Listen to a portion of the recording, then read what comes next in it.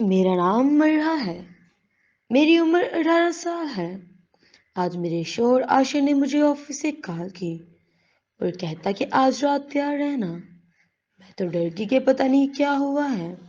میں رات کو تیار ہوئی تو میرا شوہر اتنی لیٹ آیا کہ میں بیڈ پر سو گئی، مگر رات کے 2 بجے مجھے محسوس ہوا کہ میرے پاس کوئی کھڑا ہے اور میں ڈر گئی تو میرے منہ پر ہاتھ رکھ دیا، لیکن میں زبردستی اس کا ہاتھ ہٹایا تو دیکھا میری جان نکل گئی۔ وہ میرا شوہر نہیں بلکہ پوری کہانی دیکھے مچکنزا کے ساتھ۔ عاشر آفس چلا گیا اور فیصل کسی کام سے حیدرآباد کے لیے نکل گئے۔ اس وجہ سے آج ارحم کی بھی چھٹی کروا لی تھی۔ اب گھر جائیں بھی جان فریال بھابی اور مرحا اور ارحم تھے۔ وہ کچن میں آئی تو فریال بھابی پیاز کاٹ رہی تھیں اور آنکھوں سے بل بل آنسو بہہ رہے تھے۔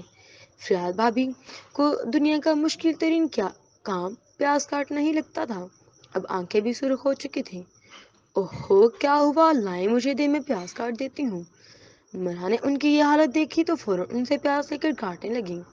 نہیں، رہنے دو مرحا، انہوں نے مرحا کو منع کیا، مگر مرحا ان کے ہاتھوں سے زبردستی پیاز لے کر کاٹنے لگی۔ میرا تو روز کا یہی کام ہے، میں تو روزانہ ایسے ہی پیاز کاٹتی ہوں۔ فریال بھابی شاید کچھ شرمندہ سی تھی۔ چلے کوئی بات نہیں، اب روزانہ میں کاٹ دیا کروں گی، مجھے پیاز سے کوئی مسئلہ نہیں۔ مرحا نے مسکراتے ہوئے کہا تو وہ بھی مسکرا دی۔ ویسے بنا کیا رہی ہیں؟ مرحا پیاز کاٹ کر فارغ ہوئی تو ان سے پوچھا، چکن قورمہ تمہیں پسند بھی ہے کہ نہیں؟ فریال بھابی نے مصروف سے انداز میں پوچھا۔ میں تو سبھی کچھ کھا لیتی ہوں، کبھی نخرے نہیں کیے۔ مرحا ویسے بھی بہت سادہ طبیعت کی مالک تھی، ہاں، اور سسرال میں نخرے کوئی برداشت بھی نہیں کرتا۔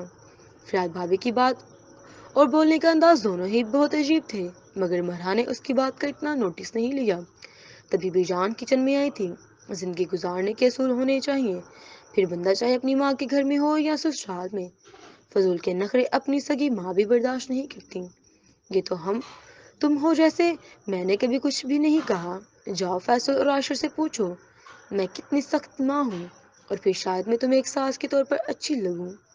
بی جان نے چند ہی جملوں میں فریال کی اچھی خاصی کلاس لے لی تھی، مگر مجال ہے کہ فریال نے ایک لفظ بھی آگے سے بولا ہو۔ اس میں بھی فیصل کا کمال تھا۔ فریال سے ان کی پسند کی شادی تھی، اور شادی سے پہلے ہی انہوں نے فریال سے کہہ دیا تھا کہ شادی کے بعد اگر تم نے میری ماں کے ساتھ بدتمیزی کی تو مجھ سے برا کوئی نہیں ہوگا، ویسے سمجھ کر فیصلہ کر لینا۔ فیصل نے فریال کی صاف الفاظ میں بتا دیا تھا کہ ان کی ماں ان کے لیے کتنی اہم تھی، لیکن پھر بھی فریال فیصل پر دل و جان سے فدا تھی، اس لیے فیصل کو کبھی شکایت کا موقع نہیں دیا، مگر پھر بھی چلاکیاں کرنے سے باز نہیں آتی تھی۔ لیکن بی جان بھی ان کی شرانہ فطرت سے بہت اچھی طرح واقف تھیں، اس لیے انہیں سیدھا کر کے رکھا ہوا تھا، اور وقفتاً ان کے قسمت نکال دیا کرتی تھی۔ بی جان نے اپنی بات ختم کرتے ہوئے ایک نظر مرحا پر ڈالی تو وہ نظریں جھکائے کچھ کنفیوز سی کھڑی تھی۔ جیسے ہی بی جان کی بات ختم ہو گئی تو وہ کچن سے باہر جانے لگی۔ تبھی بی جان نے دوبارہ سے بات کرنا شروع کر دی، جس کام کی وہ ہے کرے گی۔ ایک دن مرحا کھانا بنانے گئی اور ایک دن فریال، پھر اس میں جتنے بھی کام ہوں، پیاز کاٹنے ہوں، کچن میں سمیٹنا ہو یا برتن دھونے ہوں، وہ اسی کا کام ہوگا، جس کی ڈیوٹی ہے۔ کوئی مسئلہ ہو تو وہ الگ بات ہے، مگر یہ بہانے نہیں چلیں گے پیاز کاٹتے ہوئے آنکھوں سے پانی نکلتا ہے۔ اس گھر میں کام ہی کیا ہے، صفائی اور کپڑے دھونے کے لیے کام والی آتی ہے، اور باقی کچن کا ہی کام ہے، وہ بھی تم لوگوں سے نہ ہو تو پھر آفرین ہے تم لوگوں پر۔ بی جان نے فریال کو آڑے ہاتھوں لیا، جن پر فریال دل تما کر رہ گئی تھی، مگر کچھ نہیں کہہ سکی۔ اپنے کمرے میں جاؤ مرحا، عاشر کال کر رہا تھا، اس نے مجھے فون کر کے کہا کہ تم فون نہیں اٹھا رہی ہو، ہوش میں رہا کرو۔ بی جان نے مرحا کی بھی کلاس لے لی تھی۔ بی جان مرحا کو عاشر کا میسج دینے ہی آئی تھی، مگر فریال کی باتیں سن کر ان کا غصہ آسمان کو چھونے لگا۔ مرحا بی جان کی باتیں سن کر فوراً ہی کمرے میں آئی تھی۔ 10 مسڈ کال آئی ہوئی تھی۔ اف اف، اب پھر سے یہ غصہ کریں گے۔ کال بیک کی تو فون بزی جا رہا تھا، پھر بیڈ پر بیٹھ کر اس کی کال کا انتظار کرنے لگی۔ تبھی فون بجا، بیل پوری بھی نہیں بجی تھی کہ مرحا نے فوراً ہی فون ریسیو کر لیا۔ السلام علیکم، مرحا نے ڈرتے ڈرتے سلام کیا۔ اسے لگ رہا تھا کہ اب عاشر سے فون ریسیو کرنے پر ڈانٹ پڑ جائے گی۔ وعلیکم السلام، ہمیں تو ہماری وائی فائی لفٹ ہی نہیں کرواتی۔ گھر سے بندہ کیا نکلے، اس کی بیوی اس سے اتنا غافل ہو جاتی ہے کہ فون بھی اٹھانے کے ٹائم نہیں ہوتا۔ آشا نے خلاف توقع بہت پیار سے بات کی تھی۔ نہیں نہیں، وہ میں کچن میں فریال بھابھی کے ساتھ تھی، اس لیے آپ کی کال کا پتہ نہیں چلا۔ وہ اب بھی کچھ گھبرائی ہوئی تھی۔ ریلیکس ہو جائیں، کچھ نہیں کہہ رہا آپ کو، اور اب آپ چاہے جہاں بھی ہوں گے اپنا سیل فون ساتھ رکھیں گے یا پھر ایک میسج کر دیا کریں کہ آپ مصروف ہیں۔ باہر بیٹھا بندہ پریشان ہو جاتا ہے۔ عاشر جانتا تھا کہ وہ عاشر کی صف والے رویے کی وجہ سے اسے اب بھی ڈری ہوئی تھی، اس لیے بہت پیار سے بات کر رہا تھا۔ جی ٹھیک ہے۔ عاشر کی بات سن کر وہ کچھ ریلیکس ہوئی۔ میں ابھی آ رہا ہوں، آفس کل سے جوائن کرنا ہے، آج تو ویسے ہی دوسرے کام سے آیا تھا، کام تو نہیں ہوا، دوپہر کا کھانا گھر پر ہی کھاؤں گا، تیاری کر لیجیے گا، سی ویو جائیں گے، پھر بعد میں بات ہوتی ہے، ٹیک کیئر۔ وہ اسے تفصیل بتا کر فون رکھ چکا تھا۔ وہ بی جان کے کمرے میں آئی تھی۔ السلام علیکم بی جان، مجھے آپ سے بات کرنی تھی۔ سام کے جواب کا انتظار کیے بنا ہی بات کرنی شروع کر دی۔ وعلیکم السلام، کیا ہوا؟ آ جاؤ، اتنی پریشان کیوں ہو؟ بیٹھ کر بات کرو۔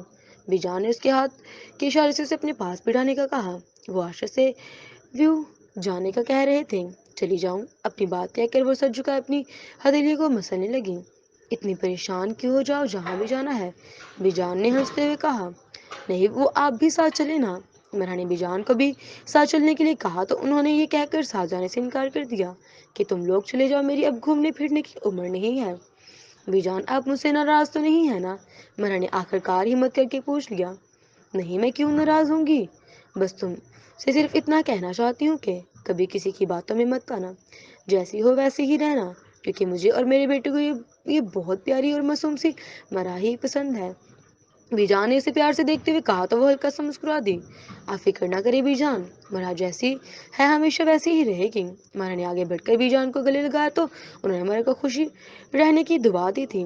عاشر گھر آیا تو مرحا کمرے میں ہی تھی۔ وہ تھوڑی دیر بی جان کے پاس بیٹھ کر اپنے کمرے میں آ گیا۔ مرحا الماری سے کپڑے نکال رہی تھی، اسے عاشر کے آنے کا پتہ ہی نہیں چلا۔ وہ بہت خاموشی سے کمرے میں آیا تھا۔ مرحا کا رخ الماری کی طرف تھا۔ عاشر نے اسے پیچھے سے آ کر اپنی باہوں کے خسار میں لیتے ہوئے اس کے کاندھے پر تھوڑی رکھی تھی، اور پھر کس کی تھی؟ کون سے کام ہے جو ختم نہیں ہو رہے؟ عاشر نے اس کے کان میں سرگوشی کی تو مرحا کا دل تیزی سے دھڑکنے لگا تھا۔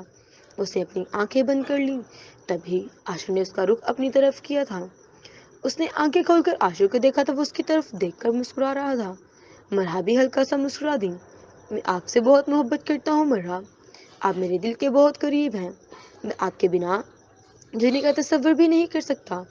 عاشر نے اسے خود سے قریب کرتے ہوئے اسے اپنی باہوں کے خزار میں لیا تھا۔ مرحا نے نظر اٹھا کر دیکھا تو وہ اسے بہت گہری نظروں سے دیکھ رہا تھا۔ وہ پھر سے نظریں جھکا گئی۔ خاموش کیوں ہیں آپ؟ مجھ سے لڑتے تو پریشان چلتی، بہت زیادہ زبان چلتی ہے، ابھی تو بولتی بند کی ہو گئی، کب لڑتی ہوں آپ ہی بات بات پر خفا ہو جاتے ہیں۔ عاشر کی اس بات پر مرحا نے اسے خفگی سے گھورا تھا۔ اچھا جلدی سے تیار ہو جائیں، کھانا کھا کر پھر نکلنا ہے۔ عاشر نے اسے دور ہوتے ہوئے کہا۔ فریش ہونے کے لیے واش روم کی طرف بڑھ گیا۔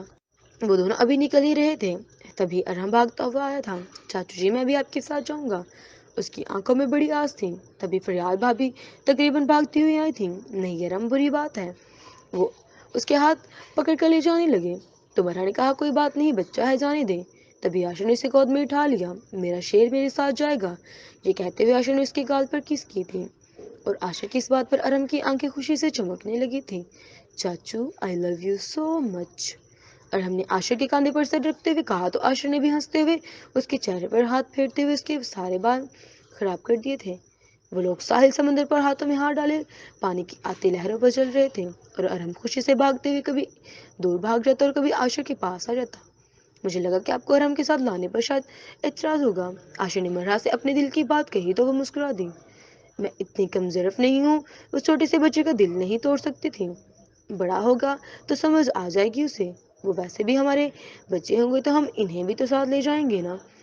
مرحا کی اس بات پر عاشر نے دل ہی دل میں بی جان کی پسند کو سراہا۔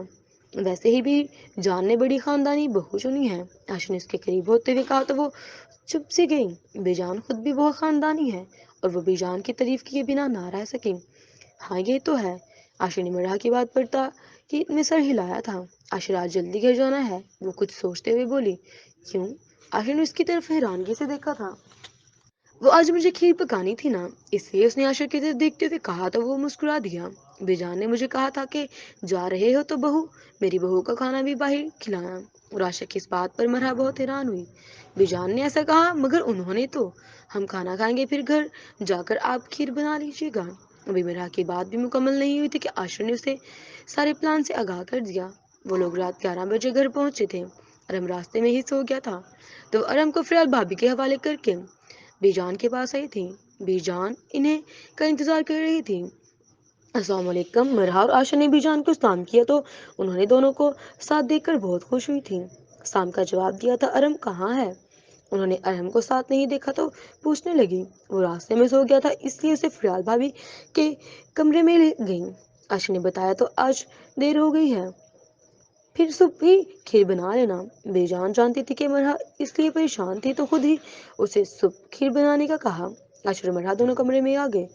مرحا نے عبایا اتارا اور پھر وضو کر کے نماز ادا کی، اور پھر عاشر سے بھی نماز کے لیے کہا تو اسے انکار کر دیا کہ بہت تھک گیا ہوں، نہیں پڑھ سکتا۔ مجھ سے بات مت کیجیے گا جب تک آپ نماز نہیں پڑھ لیتے۔ مرحا کو نماز کے معاملے میں سستی کرنے پر بہت غصہ آتا تھا، اور نماز کے لیے وہ عاشر سے بھی لڑ پڑتی تھی۔ نہ چاہتے ہوئے بھی عاشر نماز کے لیے اٹھ گیا۔ جانتا تھا کہ اگر نماز نہ پڑھی تو بیگم کا موڈ پھر سے آف ہو جائے گا۔ نماز پڑھ کر فارغ ہوا تو دیکھا مرحا اس کے کپڑے استری کر رہی تھی۔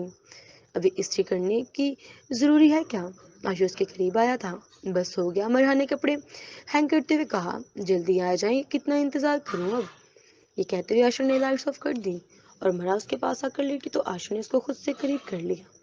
زمل اور حماد کی شادی کو پورا ایک ہفتہ ہو چکا تھا، مگر زمل کا رویہ ہنوز ویسا ہی تھا۔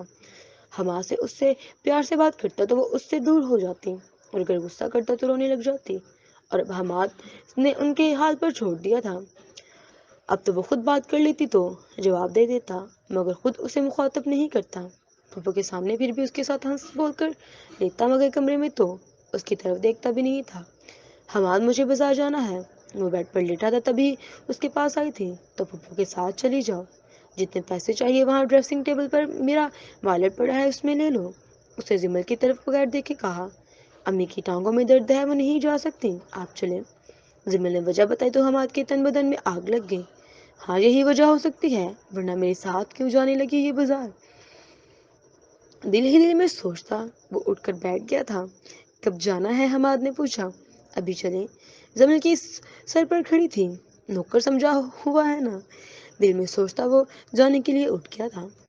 کس نمبر 16 کے لیے کمنٹ سیکشن میں 16 لکھیں، اور اگلا پارٹ اس کے ساتھ ہی شیئر کیے جائے گا جس نے میرے چینل کو سبسکرائب کر رکھا ہے اور ویڈیو کو ڈیلی بیس پر شیئر کرتا ہے۔ اور جب یہ ویڈیو 10 کے تک پہنچ جائے گی تو اگلی ویڈیو آپ کے ساتھ جلد شیئر کرتی جائے گی۔ سو اللہ حافظ، اپنا خیال رکھیے گا۔